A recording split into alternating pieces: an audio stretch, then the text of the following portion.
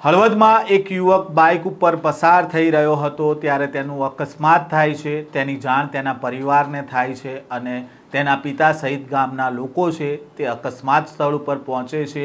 યુવકને ગાડીમાં હોસ્પિટલ લઈ જઈ રહ્યા હતા ત્યારે રસ્તામાં ભયંકર અકસ્માત થાય છે। કાર છે તે ડમ્પર સાથે અથડાય છે અને કારમાં સવાર 5 લોકોના મોત થાય છે, જેમાં આમ આદમી પાર્ટીના એક નેતાનો પણ સમાવેશ થાય છે। સાથે જ જે યુવકનું અકસ્માત થયું હતું તેનું પણ જે કાર ડમ્પર સાથે અથડાઈ તે અકસ્માતમાં મોત થાય છે। શું છે આ સમગ્ર મામલો, વાત કરીશું આ વિડીયોમાં।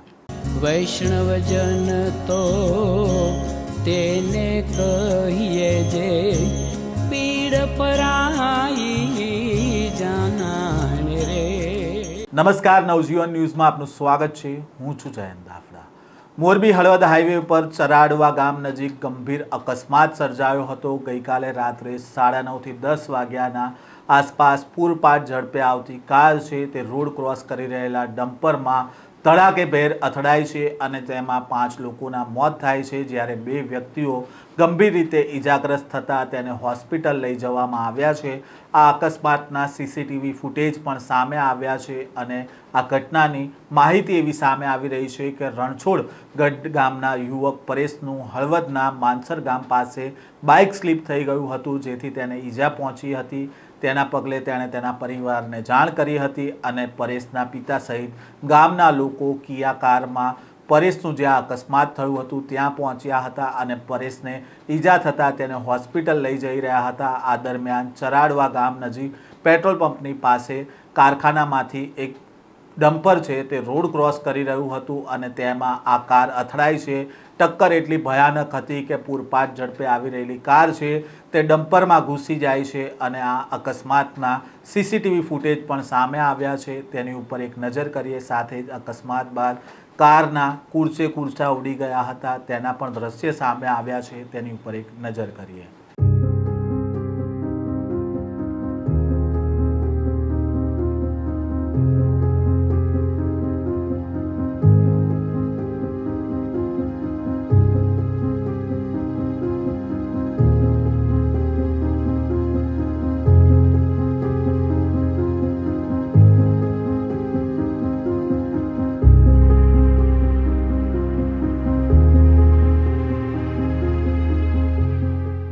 આ અકસ્માતમાં સવાર કુલ 7 લોકોમાંથી 3 લોકોના ઘટના સ્થળે જ મોત નીપજ્યા હતા, જ્યારે 2 વ્યક્તિના સારવાર દરમિયાન મોત થયા છે। અકસ્માતમાં કુલ 5 વ્યક્તિઓએ જીવ ગુમાવ્યો છે અને મૃતકમાં બાઇક ચાલક જે ઈજાગ્રસ્ત થયો હતો પરેશ, તે પણ તેનું અકસ્માતમાં મોત થયું છે। ઉપરાંત આમ આદમી પાર્ટીના રણછોડગઢ તાલુકા પંચાયતના સદસ્ય પ્રેમજી દઢૈયાનું પણ આ અકસ્માતમાં મોત થયું છે, જ્યારે પરેશના પિતા સહિત 2 લોકો ઈજાગ્રસ્ત છે, જેઓ હાલ મોરબી તથા રાજકોટની હોસ્પિટલમાં સારવાર હેઠળ છે। કારમાં બેઠેલા વ્યક્તિઓ કારમાં ફસાઈ ગયા હતા, જેથી અકસ્માત બાદ તેમને જેસીબીની મદદથી કારના પતરા કાપીને તેમને બહાર કાઢવામાં આવ્યા હતા। અકસ્માત સર્જાતા ઘટના સ્થળે લોકોના ટોળેટોળા આવી ગયા હતા અને અકસ્માતમાં કારના કુરચે કુરચા ઉડી ગયા હતા। અકસ્માતમાં એક જ ગામના 5 લોકોના મોત થતાં જેથી મૃતકના પરિવારજનો સહિત સમગ્ર